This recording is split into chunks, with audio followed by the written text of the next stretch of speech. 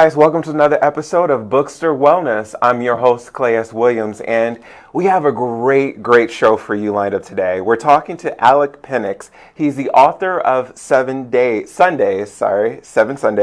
and ALec joins us from Los Angeles. How's it going, ALec? Good. How you doing, man? I am wonderful, getting ready for the holiday season. How about you? Same thing. A little stressed out because of, I don't really have been organized myself, my time. So I'm doing all my Christmas shopping all the way to the end. And the one thing you have to know about LA, if you want to go shopping at this point, it's over. Forget about it with all the traffic. And plus, you've been so incredibly busy with the release of this book. And I have to tell you, I read this book in 2 days, and it literally is the quintessential essence of how I started my own fitness journey. But before we delve into the specifics of this book, how did you get your start in the fitness space? When I first moved out to LA, I had these aspirations of being a celebrity trainer. And when I first moved out here, I was living in Santa Monica, sleeping on the floor of a one-bedroom apartment with three of my friends, just living the life. And I was working at a public gym out here, which is known for being one of the biggest gyms out in LA. It's called, at the time, it was called Sports Club LA.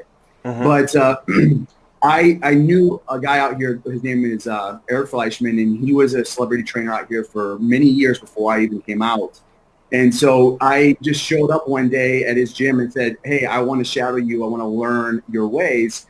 And before I knew it, I was working at the public gym for half the day, and then I would go across town, LA, which is not easy, and I would shadow him for about 5 hours. And I did that for a year until one day he was like, "Hey, come join me, and let's do this together. I want to sort of bring you, across. I want to show you my ways." And since I've been doing that, I first got my first opportunity with a band called Big Time Rush. I'm not sure if you're aware of them. Yeah. They're sort of like the Monkees. They had a TV show, and then they also performed music.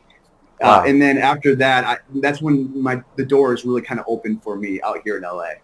Wow, that's impressive. Yeah. And just for our audience, we're taking your questions and comments live. So whatever you want to ask ALec, now is the time. So ALec, have you always had a emphasis with sort of juxtaposing fitness, health, and faith? No, I actually didn't. And I didn't know, I didn't have much of a relationship with God or have a sense of faith growing up. And so that really all began. I'll tell you a little bit of my background so you kind of understand the story of how I kind of came to my faith. And it all started when I was 5. And when I always love the person interviewing me when I say, "Oh, it always starts when I was 5." They give me that look like, "Oh, we don't have that much time." I'm like, "I promise, I'll speed this up." Yeah, when I was important. 5, my parents got a divorce. And around that same time, I was diagnosed with a learning disability. And because of that disability, I was bullied a lot in school. My peers would call me things like sped, and they would say I was stupid. And so I dealt with that a lot. And I don't say that to get like your sympathy vote here, but I think that there's one thing that we all share. It is pain. And so I do that so people can understand my story. But I was always a positive kid growing up. And I took a lot of that, and I directed that pain, and I directed it towards working out and sports. And then that sort of graduated into exercise being a tool to shape my body. And that led me to a very unfulfilled place.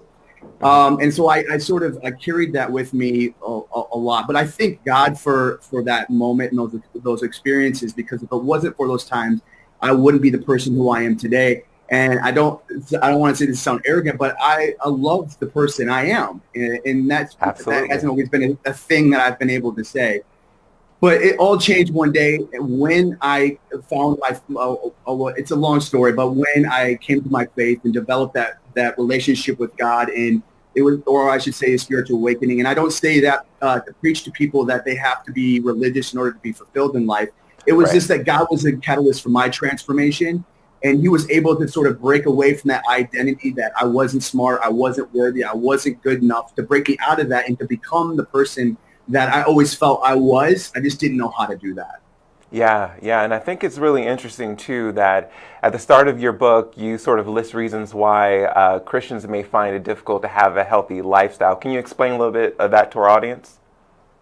Yeah, I think that a lot of times, I went through this experience, is that I utilized sort of God sometimes as like, oh, God's got me, he'll take care of me, rather than forgetting that I have a part in this and that I have to step up to the plate. I have that faith that God's going to open up the doors, and he has. But I had to do the preparation. I had to put in the work every single day in order to sort of develop that relationship with God. Right. And then also sometimes, as Christians, we feel that maybe it's selfish to take care of ourselves, and that we always are looking to give to other people, which is such a great thing at the end of the day. But we have to really try to find that balance in there. And so I think that's another thing. And then also the unworthiness, not believing that you are worthy of having that healthy body, being in that strong body to sort of live that life that you felt like you've always imagined yourself living. Yeah, absolutely. I could imagine that there is a level of being an imposter when you actually get to whatever that fitness goal is. But I could also understand by definitely reading your book, and we'll get to some of the 6 pillars of promise a little bit later as to why that's important, and really sort of arriving at a position of valuing yourself. Right. And so we actually have a question from our online audience. Rushali asks, you wrote in the book that you learned a lot about faith from training your clients. Were these people Christian or people of any faith who simply had something divine about them? Well, yes. There were a few that specifically that I remember before I was saved. That I felt like God kind of orchestrated. I look back, you always can connect the dots looking back. But at the time, I was especially training a guy named Devon Franklin. I don't know if you're aware of him, but he was one of the guys that I was training, and there was something about his aura. I always say that like the light sort of came from him, and it wasn't one of these things where he was like preaching to me every day, like this is what God's said. And no, it was just sort of the way he carried himself. He was confident. He was also not like boastful or arrogant. He was very kind to other people, and he was kind to me. And so I learned a lot, and I was interested to know what this was. And as I began to sort of tap into that and to sort of learn from him a little bit, I was able to realize that, I think this thing is his faith, like this relationship he has with a higher power, with a source that sort of it gives him this supernatural, I guess, light about him. Okay. So let's break down the pillars of promise. I thought they were really, really interesting. I think our audience could find them very vital in their own fitness journey. So the 6 pillars of promise really comes from a word that I picked. It's called chosen, and this word is basically something that I picked because it was something that I had to remind myself of, that I was chosen, because I was in an unworthy place at times. So it wasn't, but I wanted to give something to people that was much more than just positive affirmations, but I wanted something that was applicable, something they would be applying to their daily lives every single day. So the chosen really is an acronym, and so that you can really separate it into 2 different elements. You have the spiritual, and then you have the physical. And first is the spiritual side, which stands for conceding, is the first one. And that's really a simple prayer that you have when you first wake up in the morning. And it's really, I tell people in a very this common way, is that it's like activating your faith in the morning. It's about getting yourself in that right mindset, And so the next one is, so the first one is conceding. The next one is honoring. And I like to sort of explain this in a way where, we often pay attention to our physical diet, but we overlook our spiritual diet. And honoring is, there are scriptures, positive scriptures that I think anyone can relate to, that you are just applying to that particular day. So each day has a different scripture that sort of affirms that that relationship with God and that belief in yourself that you and to empower you. And you're not just something that you look at once. I want you to sort of verbalize and vocalize it to yourself every single day, so you're sort of empowering yourself with a healthy spiritual diet. And then the last one is offering, and I think this is very unique, and that is our ability to go out into the community and to give back to charity or to whatever. I have all these lists of different things that people can do, but your way to give back to the community. And I like that, because I tell people the quickest way to get out of a rut is to give back. It puts you automatically in a state of gratitude. And so that's the 3 spiritual pillars. And I think that is one of the main differences when it comes to 7 Sundays, if you were to compare it to other faith books or other exercise and diet books out there, is that we're not just strengthening our physical body, but we're also strengthening our spiritual body as well.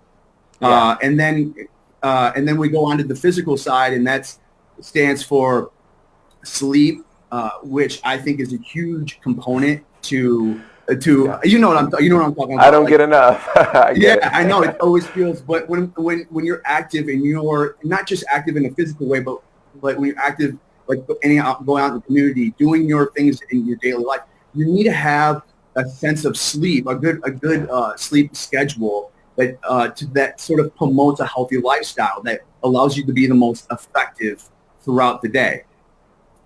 So I talk about sleeping schedule amongst other different things in my book that will help the reader, I think, pick up to sort of get the best out of themselves when it comes to that. And then exercise, we all we all love exercise, but I think with exercise that and this is something that I had to learn over the course of my journey, is that with exercise, it was just a tool for me to sort of strengthen my body. But now I realize it's not just a tool to shape my body, but the tool to shape my mind and my emotions so that I can be the best that I can be, to be the best version. So I realize that exercise is just a crucial element for me to be the best person I can possibly be. And so it's really funny that exercise went from something that I had to do, or something that I want to do, because without it, I wouldn't be this person. And then you have the last part is nutrition, and we all know about nutrition. It is one of the hardest elements to have when we come to having that healthy body. And one of the things that I have in nutrition is healthy alternatives. Yeah. And for instance, for a guy like me, I am as a trainer, I'm constantly on my feet, so I need convenience. So I was turning to these protein bars that had all these chemicals in them that I couldn't pronounce. You know what I mean? I couldn't pronounce. When you can't pronounce the nutritional, like the stats in the back, you shouldn't be eating them. Right. So instead of completely not eating protein bars, I turned to something that, because I felt like to get that out of my diet right away was going to be too big of a step for me. So I had to be kind to myself and take little baby steps. Yeah. And so I turned to a bar called G2G, or Good to Go bars. This is for an example, which are all natural. And they don't, if you look in the back and you can pronounce every word, right? It's all natural food, the things that God created. So I eat those every day, and it gives me a source of energy. So that's like an example that you can turn to when it comes to little things like that. So those are the 6 pillars of Thomas. All right, Alec, where were you 5 years ago when I started my fitness journey? Because I could have immensely used this, because I definitely say to myself, it's been a therapy journey for me, going to the gym and then literally working from the inside out. This book is going to change so many people's lives. But we have a lot of questions from our social media community. Edie asks, what has been the biggest obstacle in your fitness journey?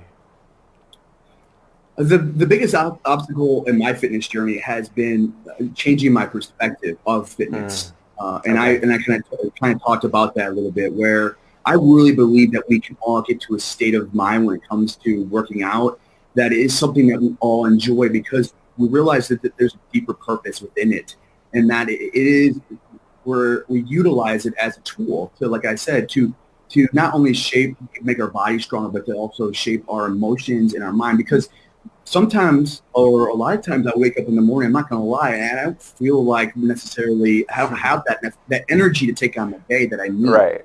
And there's a lot of people that rely on me for that energy. So I go and exercise, and I almost pump myself up like an athlete to say, no, this is my day. And there's nothing that I'm going to allow to sort of distract me from my purpose today.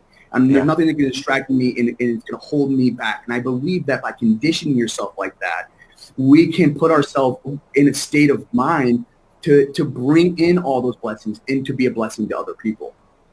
Absolutely. All right, we're moving to our next question. Alex asks, have you been criticized for incorporating your faith into your work? Yeah, I have a little bit, and it's been one of those things where that it's whenever you put yourself out there, especially right now, like what we're doing, I think that's going to be a part of it, and and I think it's important.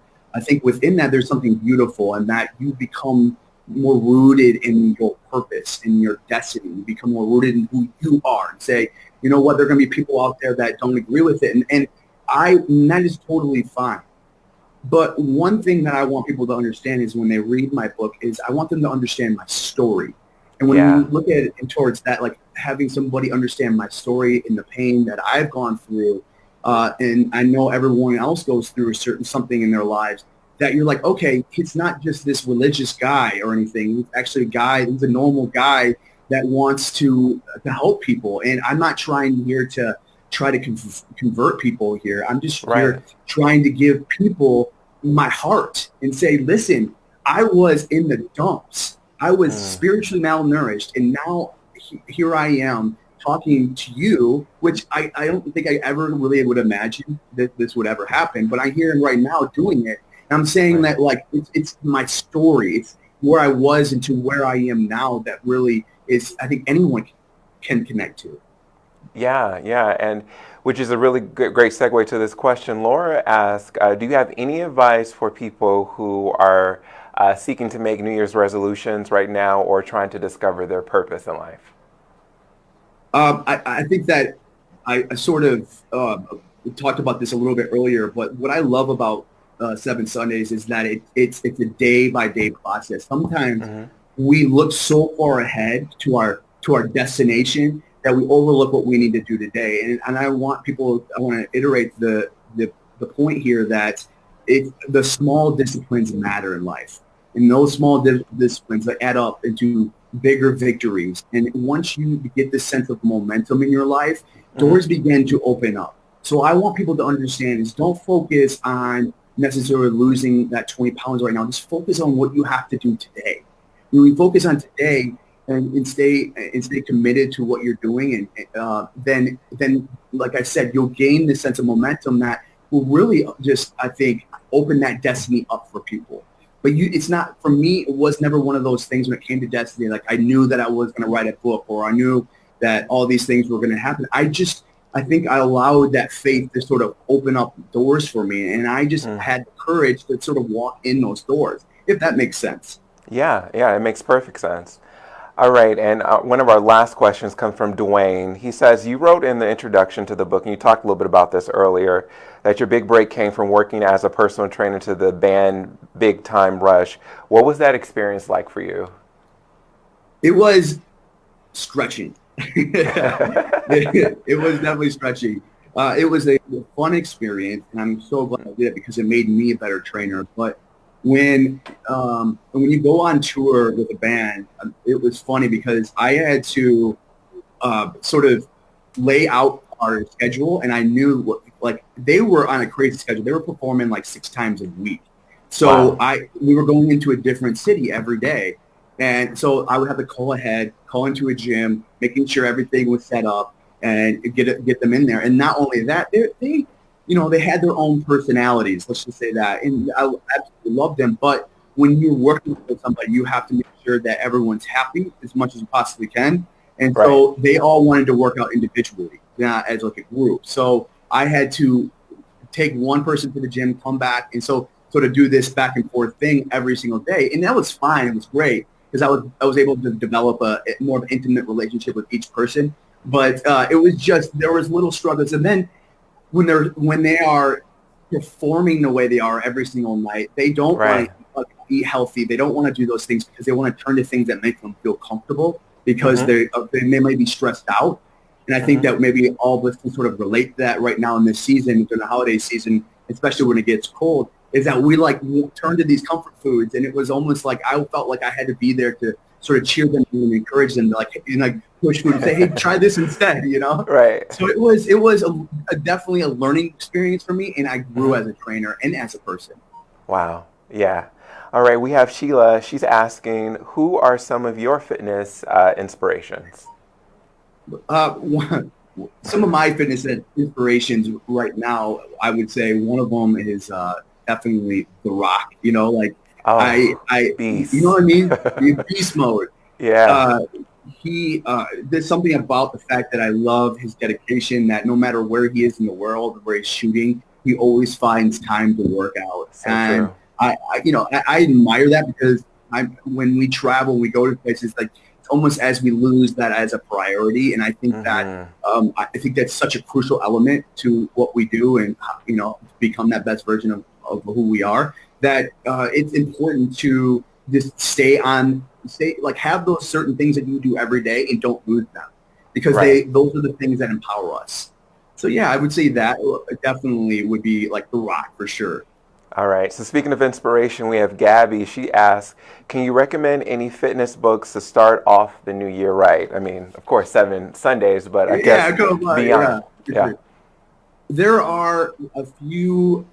There's definitely one book that I like it, and it's more focused on diet, and it's called The Maker's Diet, and it's based off like a culture diet. This guy went through he had Crohn's disease. He went through all these bad. He almost was on the verge of dying, and then he really just was dedicated to figuring this out. And he went to a kosher diet, simple foods, basic food, and he sort of started building himself up. But through that, learning about his process, he really learned a lot about the body and a lot about food and staying healthy. And so I absolutely learned a lot during that time. So I think that was one of the main books for me to really get an understanding on nutrition. And then there's another book that I like also that focuses on nutrition. It's called Nutrient Timing, and it's a self-published book. But I did when I was doing my last year at college at the University of Kentucky. I was getting my degree in nutrition, and I did a book on nutritional timing or a study on nutritional timing.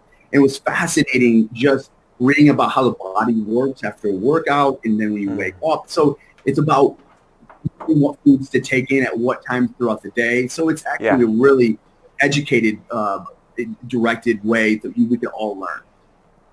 All right, 2 more questions for you. What was the process like writing this book? It was eye-opening, for sure. I gained a lot of empowerment from writing this book. Right. I didn't realize, because remember, I had this identity placed upon me that I allowed to be placed upon me, that I wasn't smart, that I wasn't worthy, and I had to sort of push through these. And so every day, once I thought of something new or something creative, I was like, wow, I can't believe that's coming from me. And as I sort of exercised that muscle more and more every day, I realized that there's much more in me than I could ever imagine. And I think that is something, sort of the message I want to portray to other people, is that there's much more within us that we can even comprehend. And I'm still trying to tap into, but it really is, it really stretched me, but it is also something beautiful about seeing things through all the way to the end. You really empower yourself when you stick to a goal and you overcome it, you do it. You're like, wow, I just made it. It gives you a sense of accomplishment to move on to the next thing. 100% agree. And what has been the response like? In terms of the book? Positive, honestly. The people, it's amazing. The more I go on this journey right now, and it's a short journey, because the book has just been published, I think it's 2 weeks, almost 2 weeks now. 2 weeks. And yeah, it's soon. But I've been getting responses from people saying that thank you so much, that I've been asking for a book like this, and then all of a sudden I came to this book on this crazy, like somebody would open up a magazine that they normally wouldn't open up, and then boom, Seven Sundays is right there, and they're like, wow, oh my gosh, this is crazy. And so hearing people, their lives change, I'm serious, you become obsessed with trying to help people more and more. Once you get once you start developing that muscle of like putting yourself out there and you see people respond in a positive way, it's like, oh, I want to do more of this. So it's been really positive. That's awesome. That's super awesome, Alex. It's been a pleasure having you. And before we let you go, where can our audience learn more about you, and also where can we purchase your book? They can go onto my Instagram at Alec the Trainer. They can also go to my website, which is Alec at alecpenix.com. Alec, wait, what is my email? Alec at alecpenix.com. alecpenix.com. I'm sorry, alecpenix.com. I see it's crazy. alecpenix.com, and then my Facebook handle is Alec Penix the Trainer. Awesome. Those are and then you can also go onto my website to purchase my book. Barnes & Noble. You can also go on Amazon. Those are all very good places to do it. But Clint, before I leave, I forgot to mention to you about this really quick about sleep. And one of the things that I mentioned earlier is that it's important to know little tricks. I think little tricks as a trainer, my clients respond to that much better because they understand it more. It's like talking their language.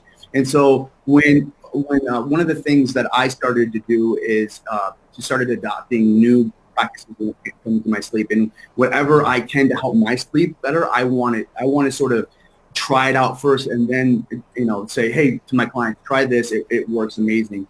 One of the things that I've started doing is a company called ALec. They're a CBD company that is completely, they're a dietary supplement. So I want people to understand it's a dietary supplement. And that started really helping me get into all 4 phases of my sleep. And because of that, I've been a lot more, my metabolism's a lot better, and I've been a lot more focused throughout the day. So I've been taking CBD from ALec. These capsules that they have, they have little droplets that you can take. There's all different sources that you can have to not only have as a sleep source, but it's an adaptogen. So if you're stressed out, if you feel like you need recovery, it's a great dietary supplement to turn to for all of these different elements. All right, and where can we send our viewers to purchase those? So the Elixinol, you can go to elixinol.com, or you can go to my website as well, or you can go to my Instagram account as well. And for the G2G, the same, the G2G bars, the Go bars, it's the same thing. So just those few different tricks I want people to understand is that it doesn't take a big step in order to make a huge change in your life. And so so that's why I'm so passionate about it. Yeah. Well, Alec, bro, I'm telling you, this book is absolutely amazing. I definitely wish I had this when I started my journey 5 years ago. And we wish you all the luck and success. Dude, thank you so much, Clay. It's been such an honor to you to do this with you and to Bookstr. So I just want to say thank you again. And thank you to all those people who commented and reach out to me, and I'll be there for all the help I can be. All right. Happy holidays. All right. Thanks for joining us. Yeah, you too. Bye. Bye.